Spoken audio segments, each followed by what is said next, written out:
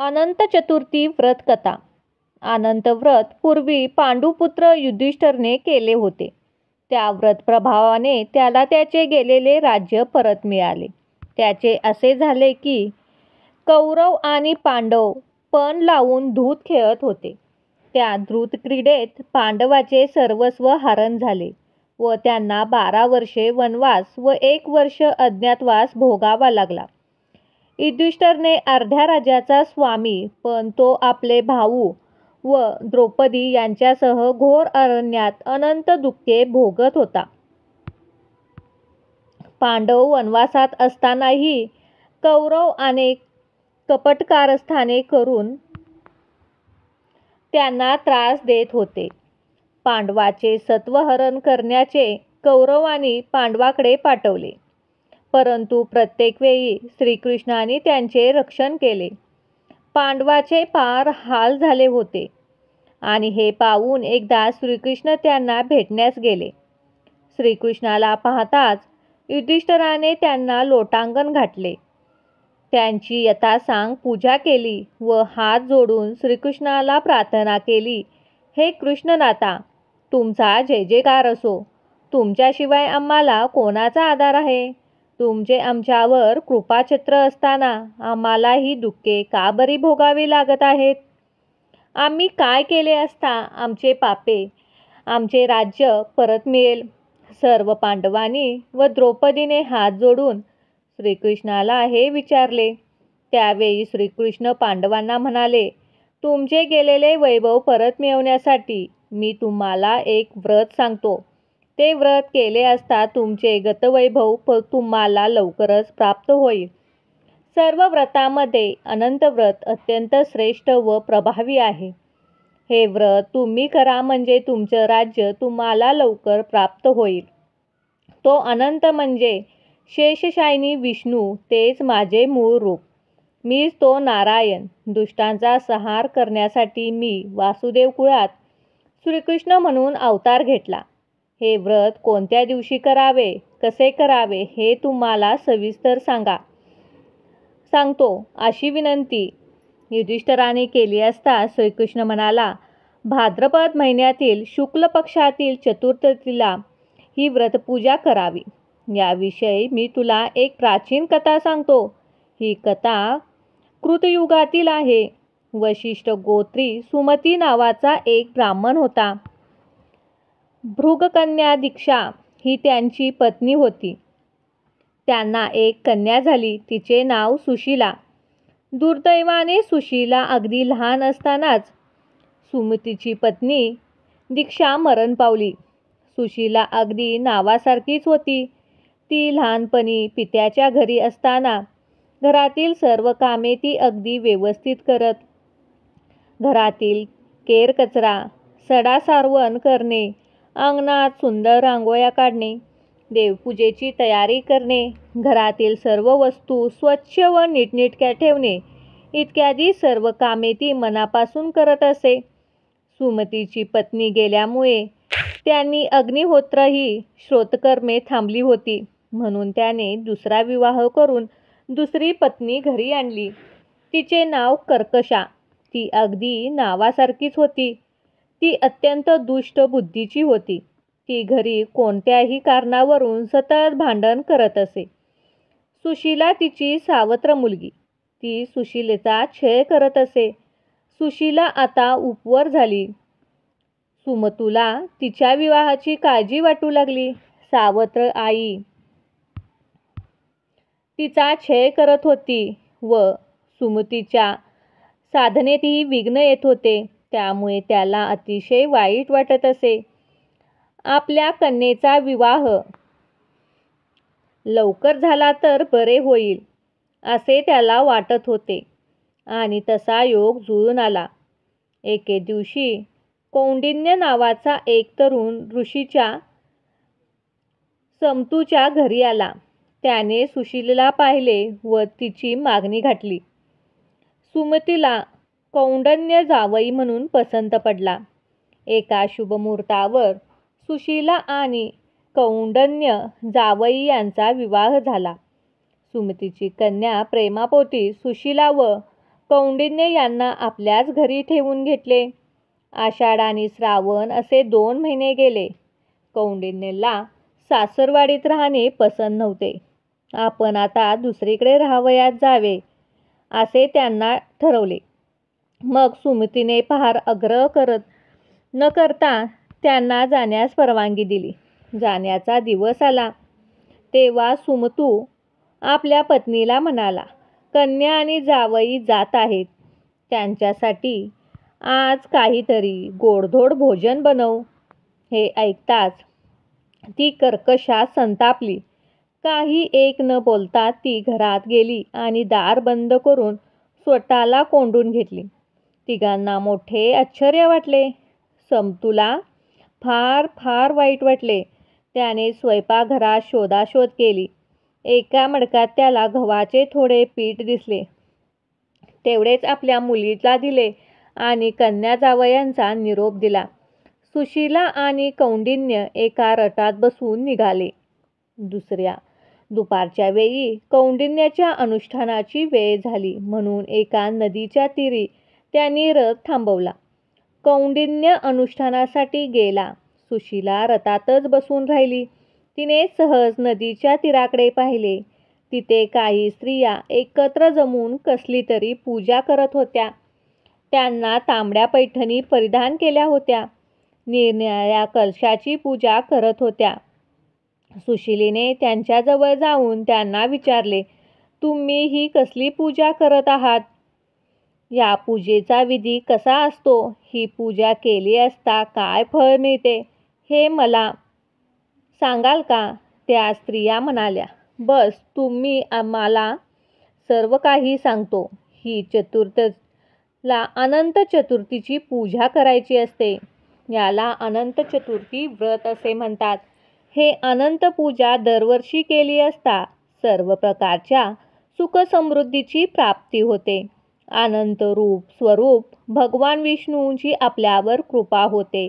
ही पूजा कशी करायची याची थोडक्यात विधी असा. भाद्रपद शुद्ध चतुर्थीला अनंतरूपी श्री विष्णूंची पूजा करायची असते. हे एक कौटुंबिक व्रत आहे. कुटुंबातील एखाद्या व्यक्तीने घेतलेले हे व्रत परंपरेने पुढे चालू ठेवायचे असते. या अनंत देवतेचे प्रतीक म्हणून 14 गाठी असलेला एक रेशमाचा दोरा असतो. पूर्वी ज्यांनी हे व्रत चालवले असेल त्याच्याकडून व्रतकर्त्याने हा दोरा विधीपूर्वक घेऊन ठेवायचा असतो. दरवर्षी अनंत चतुर्थीला याची यथाविधी पूजा करायची असते. चौरंगावर दर्भाच्या बनवलेल्या 7 फण्याच्या शेषरूपी अनंत नागाची प्राणप्रतिष्ठा करून त्याच्या पुढे अनंत दोरके ठेवायचा. त्याची पूजा करावी. चौरंगाला गंगेचा एक व यमुनेचा एक असे 2 जलपूर्ण कलश ठेवावेत. त्यांची पूजा करावी. चतुर्भुज विष्णूंचे ध्यान करून ओम नमो भगवते वासुदेवाय हा मंत्र म्हणत दर्भाच्या गाठीयुक्त नागाची अनंत मनात धारणा करावी. नवीन ग्रंथयुक्त दोरे दोन्ही कलशाला ठेवून पुरुष सूक्तम मंत्राची आणि पूजा करावी. या अनंत पूजेत 14 या संख्येला फार महत्त्व आहे. अनंत दोरकाला 14 गाठी असतात. नैवेद्याला 14 लाडू, करंज्या इत्यादी पदार्थ असावेत. हे व्रत किमान 14 वर्षे करायचे असते. 14 वर्षे पूर्ण झाल्यावर या व्रताचे उद्यापन करावे. या व्रतामुळे सर्व प्रकारच्या मनोकामना पूर्ण होतात. सर्व सुखसमृद्धी प्राप्त होते. अनंत स्वरूपात भगवान विष्णूंची आपल्यावर कृपा प्राप्त होते. अनंत व्रताची अशी माहिती सांगून त्या सुशीलेला म्हणाल्या, आजच अनंत चतुर्थी आहे. तू आज आमच्याबरोबर ही पूजा कर. त्यामुळे अनंत स्वरूपात भगवान नारायणाची तुझ्यावर कृपा होईल व तुझे मनोकामना पूर्ण होतील.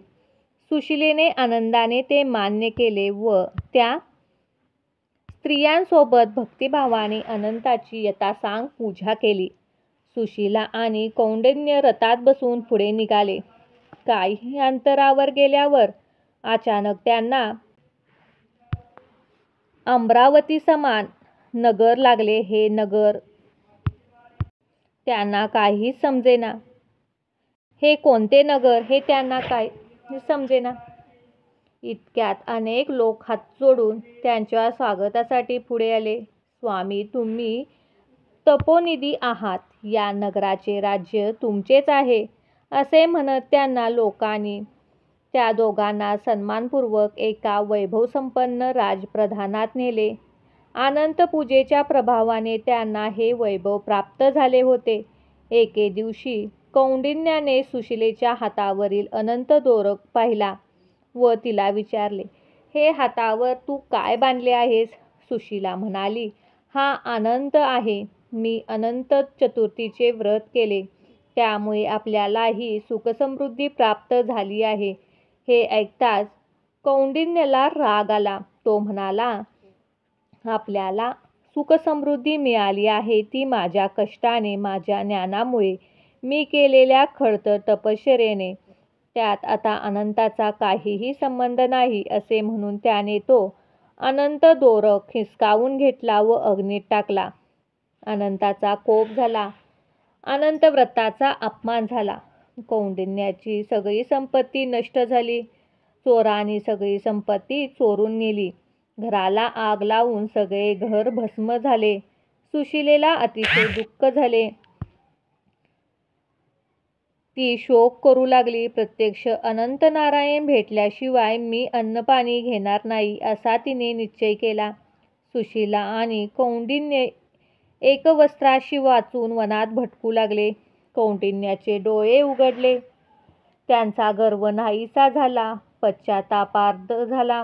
शोक करत अनंताला शोधण्यासाठी त्यांचा धावा करत फिरू लागले. जो कोणी भेटेल त्याला ते विचारू लागले, तुम्हाला अनंत कोठे दिसला का? प्रत्येकजण नाही असे उत्तर देत असे. त्या वनात कौंडिन्याला एक आम्रवृक्ष दिसला. त्या वृक्षावर खूप फळे होती, पण एकही पक्षी त्या वृक्षाकडे फिरत नव्हता. कौंडिन्याने त्या वृक्षाला विचारले, तू भगवान अनंताला पाहिलेस का? वृक्ष म्हणाला, नाही, मी पाहिले नाही. तुम्हाला त्याचे दर्शन झाले तर त्याची माझ्यासाठी क्षमा मागा. पुढे त्याला एक बैल दिसला. त्याच्या पुढे भरपूर चारा होता, पण त्याला तो खाता येत नव्हता. तू अनंताला पाहिलेस का? असे कौंडिन्याने त्याला विचारले. त्याने नाही असे सांगितले. कौंडिन्य पुढे गेला. त्याला सरोवर दिसले, पण त्यातील पाणी कोणीच पित नव्हते. त्यानेही आम्ही अनंत पाहिला नाही. तुम्हाला भेटला, आमच्याकडे प्राणी येत नाहीत. हे परिस्थिती देवाला सांगा, असे सांगितले. पुढे गेल्यावर एका गाढव हत्ती दिसला. ते दोघे नुकतेच उभे होते. कोणी बघितले नव्हते किंवा बोलत नव्हते, काही सांगत नव्हते. तेव्हा कौंडिन्य दुःखी कष्टी झाला. जमिनीवर पडून शोक करू लागला. अनंत अनंत अशा हाका मारू लागला. त्याला पश्चाताप झालेला पाहून भगवान अनंताला त्याची दया आली. तो वृद्ध ब्राह्मण रूपाने तिथे प्रकट झाला. कौंडिन्याचे त्याच्या पायावर डोके ठेवून विचारले, तुम्ही तर अनंत कोठे पाहिलात का? त्यावेळी मीच तो अनंत, असे ब्राह्मण म्हणाला. आणि त्या क्षणी चतुर्भुज भगवान अनंत ते प्रकट झाले आणि कौंडिन्याचे सांत्वन करून त्याचे गेलेले वैभव परत दिले. भगवान अनंत विष्णूने कौंडिन्याला वर दिला, तू धर्मशील होशील. तुला कधीही दारिद्र्य येणार नाही. तू शाश्वत वैकुंठ लोकात राहशील. श्रीकृष्ण म्हणाले, भगवान अनंत विष्णू कौंडिन्याला असा वर दिला तेव्हा आपण वाटेत पाहिलेले आम्रवृक्ष, बैल, 2 सरोवर, गाढव हत्ती यांची दयादीन अवस्था कशामुळे झाली होती आणि त्यांची क्षमा मागितली ती का, असे विचारले असता तेव्हा विष्णू त्याला प्रत्यक्ष स्वरूप समजावून सांगितले. भगवान विष्णू म्हणाले, तुला जे आम्रवृक्ष भेटते ते गतजन्मी विद्वान ब्राह्मण होते, परंतु त्याला तुझ्याप्रमाणेच आपल्या ज्ञानाचा गर्व होता. त्यामुळे कुणालाही विद्या दान केली नाही, म्हणून त्याची ज्ञानफळे कडू झाली. त्यामुळे कोणीही पक्षी त्याच्या आश्रयास येईनासे झाले. तुला जो बैल दिसला तो गतजन्मी मोठा श्रीमंत माणूस होता. त्याने बरेच दान केले होते. त्याला त्या दानाचा गर्व होता. त्यामुळे आता त्याच्याकडे गवत असतानाही त्याला ते खाता येत नाही. तुला ती 2 सरोवरे दिसली ना, ती गतजन्मी 2 बहिणी होत्या. दानधर्माचा पैसा दुसऱ्याकडे जाऊ नये म्हणून त्या दोघी बहिणी एकमेकींना दान देत असत. त्यांच्या संपत्तीचा इतरांना काहीच उपयोग नाही झाला म्हणून त्या सरोवराचे पाणी कुणीच पीत नाही. तुला जे गर्भन दिसले तो माझा क्रोध होय. तो तुझ्या जाणिवेतून बाहेर पडला व तुला गर्दभाचा जन्म मिळाला. तुला जो हत्ती दिसला तो म्हणजे आपल्याला तपश्चर्यात झालेला गर्व. तो तुझ्या शरीरातून बाहेर पडला व त्याला हत्तीचा जन्म मिळाला. तू सुद्धा स्वतःच्या ज्ञानाचा गर्व केलास. सुशिलेच्या श्रद्धेला तुच्छ लेखलीस. गर्व, अहंकार, देवधर्माबद्दल तुच्छता यामुळे तुला हे सर्व दुःख भोगावे लागले. आता तुला पश्चाताप झाला आहे म्हणून मी तुझ्यावर प्रसन्न झालो आहे. आता तू घरी जा व अनंत व्रत कर, म्हणजे तुला सर्व सुखांचा लाभ होईल. मरणोत्तर तू नक्षत्रात पुनर्वसन नावाचे जे नक्षत्र आहे त्यात चिरकाल निवास करशील. कौंडिन्याला सगळे पटले. त्याचा गर्व नाहीसा झाला. त्याने घरी जाऊन पुन्हा सुशिलेसह अनंत चतुर्थीचे व्रत केले. त्याला अनंत वैभव प्राप्त झाले. ही कथा श्रीकृष्णाने युधिष्ठिराला सांगितली. युधिष्ठिर म्हणाला, अनंत व्रताचा महिमा हा असा आहे. या व्रतामुळे कौंडिन्याला त्याचे गेलेले वैभव पुन्हा प्राप्त झाले. त्यामुळे तुम्ही सुद्धा हे व्रत केले तर तुम्हाला गेलेले राज्य तुम्हाला प्राप्त होईल. अशा प्रकारे हे अनंत चतुर्थीची व्रतकथा आहे.